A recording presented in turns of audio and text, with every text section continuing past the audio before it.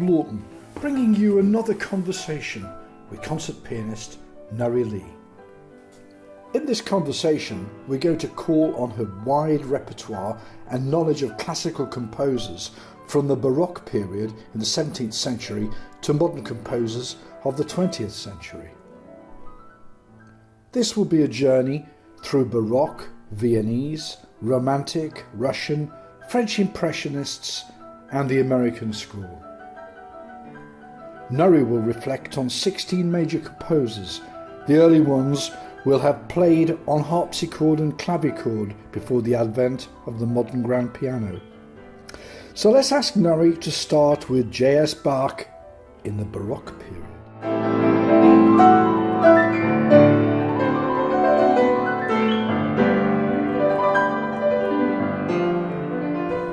So if we start from the Baroque period, we can talk about Bach, Handel and Scarlatti. And obviously these composers were writing music not for a grand piano and the modern day piano, but a lot for harpsichord and clavichord. And the sound world of this music is very different. So if we start with Bach and one of his Goldberg variations, so like the theme.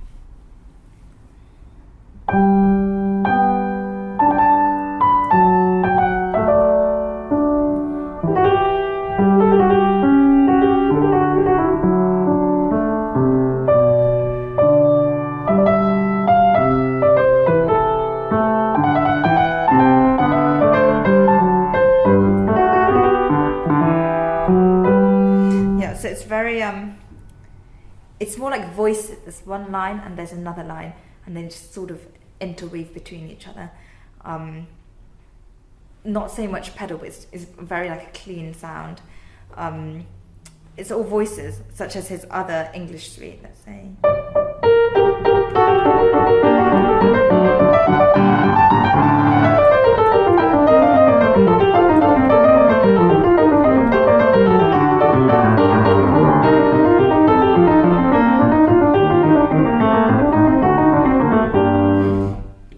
So it's all within your fingers. So you're playing, the technique is most in your fingers, and you have to control the sound. And if you want to make a louder sound, most of the time he adds more notes and bigger chords rather than put in like a pedal, because they didn't have like a sustaining pedal as such. Now Handel as well, it's very similar. So I'll play one of his pieces. It's Chaconne in G major.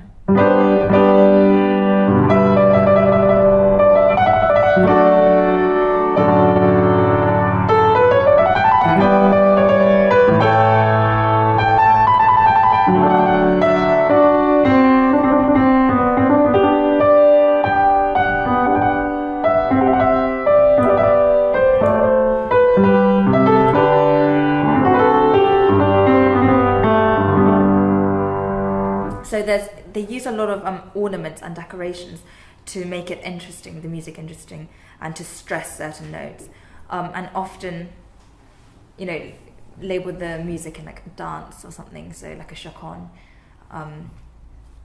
so that you know how, like what kind of style to play the music in. And Scarlatti, similarly, he'd add more notes in the chord to make like a bigger sound. And again, it's all controlled within the fingers. So if you hold a certain note, it stays over the other notes. Let's give an example.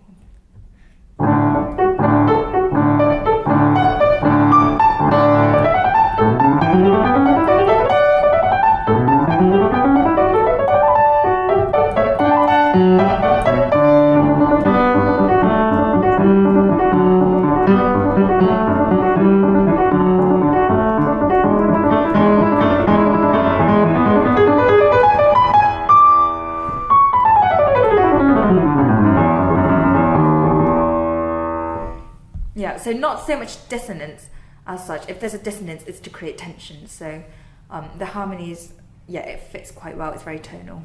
If we go on to the classical era, let's start with Mozart. So his music, his sort of sound world is very crystal clean. It's very precise, and it has, it's quite precise. For example.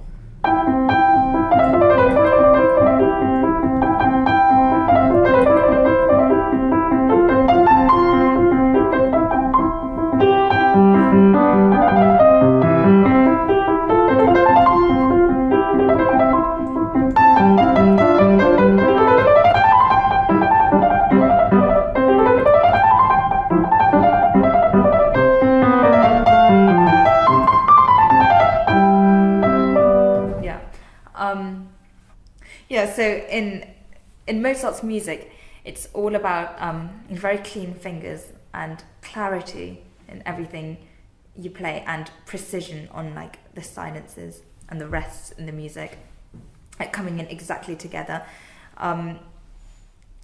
Even his slightly darker pieces, like his Concerto in D minor.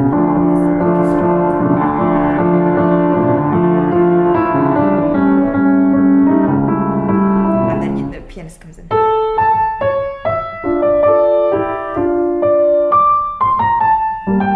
Very clean, right?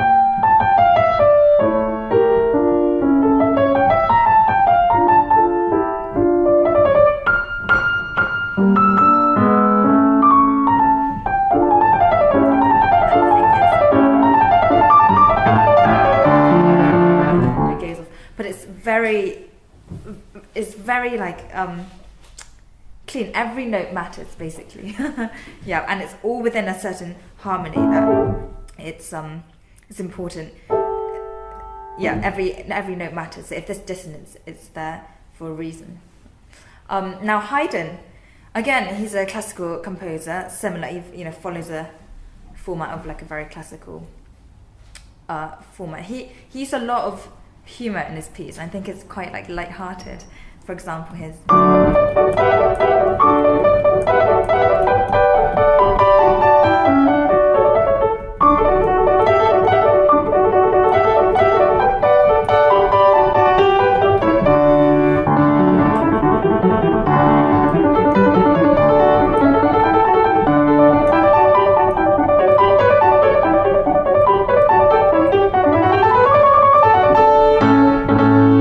So again, still a lot of like clarity and fingers. A lot of classical music, you need a clean articulation, like not too much pedal, but you can still use a bit. But it's a lot of character in his music, in Haydn's music. And then we come to Beethoven. Well, of course, he's a classical composer, but he also is like transitioning towards a slightly more early romanticism. His sonatas, he wrote all his piano sonatas, and you can see from his music the transition from very classical to a lot more sort of romantic style of music, of playing. He's again, one of his concerto. He's a bit more sort of it's quite a philosophical composer, but also quite slightly more deeper sound. So, for example, his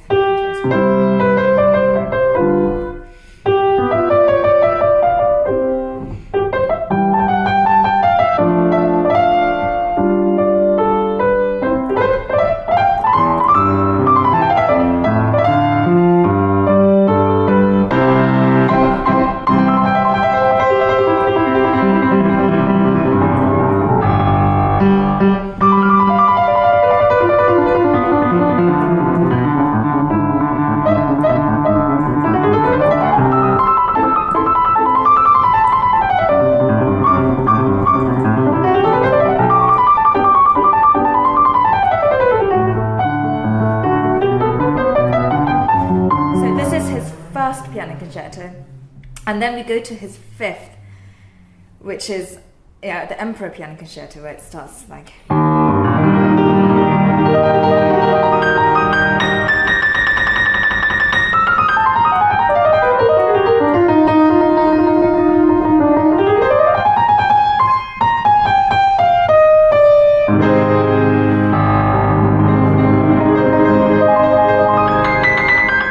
So it's just like no form at the beginning,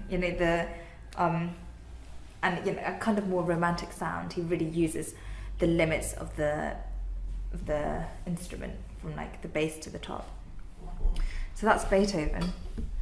So going into like the romantic period in the romantic world, we'll start talking about Chopin, who's one of the greatest romantic composers for piano music. Yeah, his music, he wrote loads of music, but it's not too heavily romantic, but he uses dissonance, pedal, color, and emotion. There's a lot of emotion in his music. So let's take the first Chopin ballade.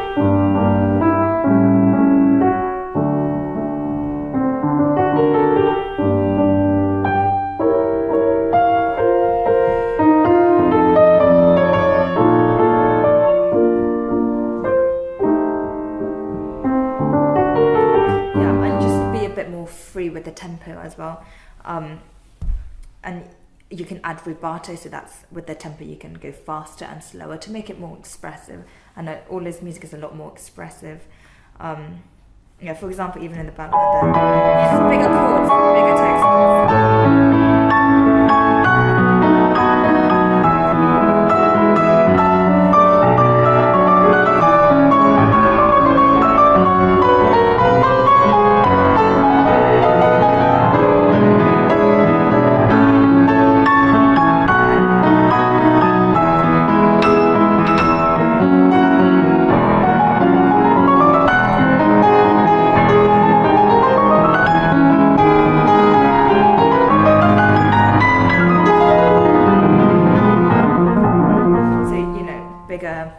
Dynamics, just pushing everything bigger dynamics, more technique than just fingers, using octaves, big arpeggios up and down the piano. And then from there we can talk about Liszt as well. He's also a romantic composer. Again, fundamentally a pianist, and he really took like piano music, especially to the next stage in terms of technique. So he really pushed all the piano technique to the limit. So I'll show you the tarantella.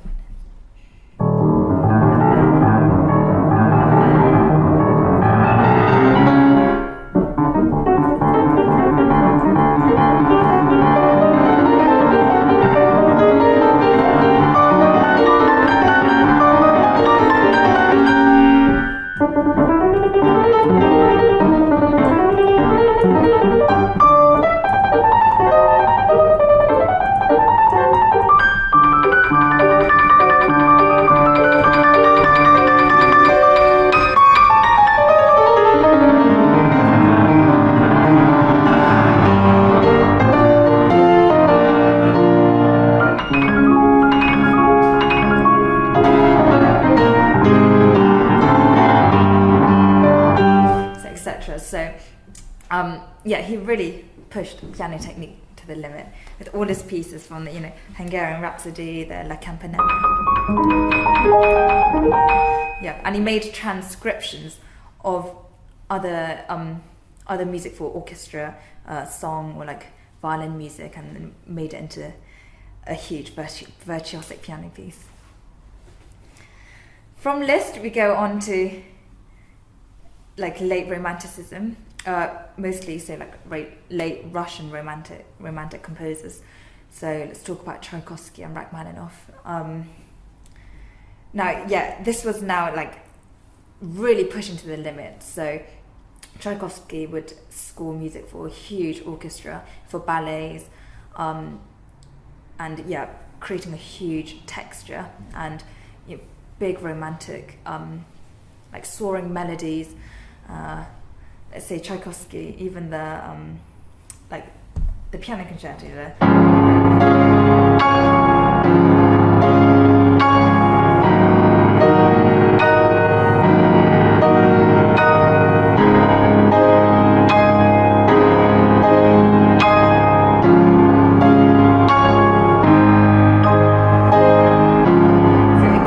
From the bass all the way to the top of the piano, and this is with an orchestra, so the sound that was created is huge. He really sort of played, like, for example, even the passage.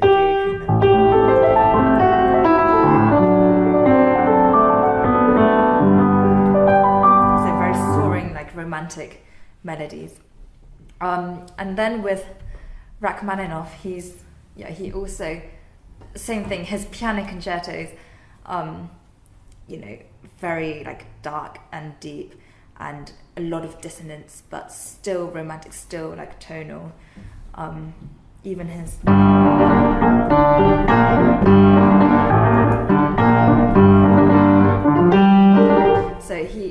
he really wrote for piano music, really, extended the harmony, similar to Tchaikovsky. But while I feel like Tchaikovsky's music is a bit more sort of like soaring melodies, Rachmaninoff's was a lot darker. A lot darker and a lot like a slightly deeper sort of sound world. From there, we go on to sort of like 20th century Russian composers. So like Stravinsky, Prokofiev, Kavalevsky, this kind of sound world. So Stravinsky, he pushed sort of tonal harmony to the next limit. So he wrote mostly for like orchestra, but his Firebird, Petrushka, all these ballets, his music is slightly more rhythmic, very bright, a lot of energy, and the harmonies are very dissonant. So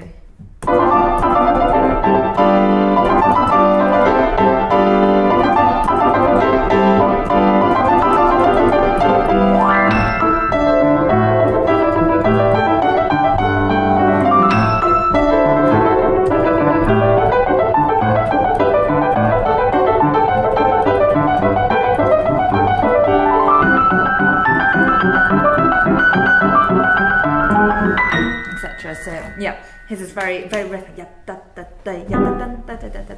And it, big chord at the beginning. Prokofiev is slightly like before Stravinsky. I'd say his music is a bit, again, slightly percussive, but still has, he wrote the Romeo and Juliet version.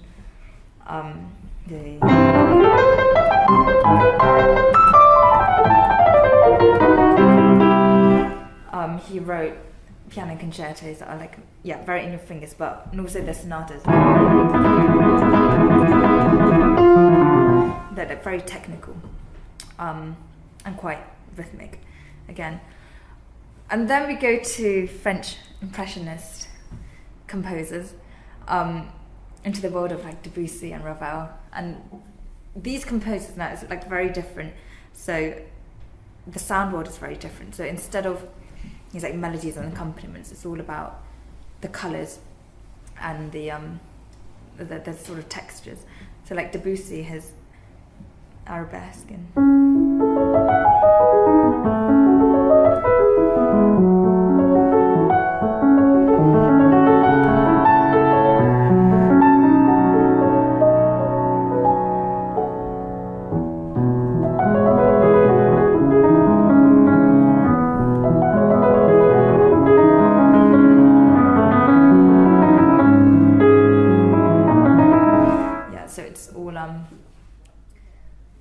like the colours you can make from. It's not. You don't use so much fingers. It's more like pull the sound from the piano. You use your pedal. You use as much of the instrument that you can to create certain sounds. Same with Ravel. So Ravel is also about colours. He has influences like quite jazzy as well, but in this particular piece, you can talk about colours and the layers of sound. It's all about textures, so top and then middle, and then this kind of blow of textures. So.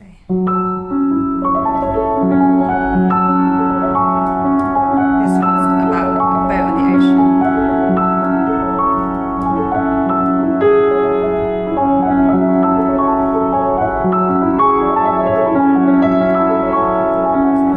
It's very like crystal sound in the piano. And then we go to Bartók. So this is 20th century. He's a Hungarian composer. He was very influenced by folk music, but also again pushed the harmonies. He used like two sort of tonalities against each other and things like that. Very rhythmic, very sort of like strong rhythm, very sort of percussive sound as well. So.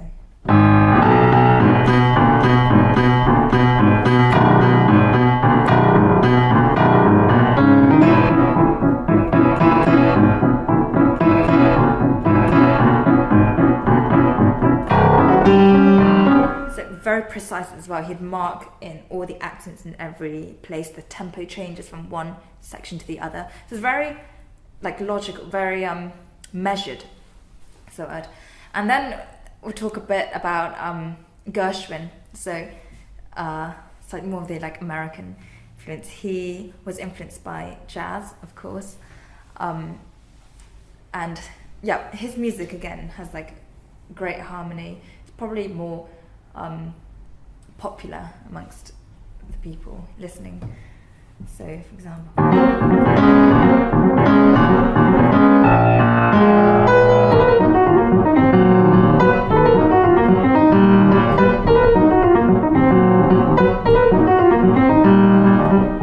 so yeah, again, it's really strong rhythm, some rhythm, harmony.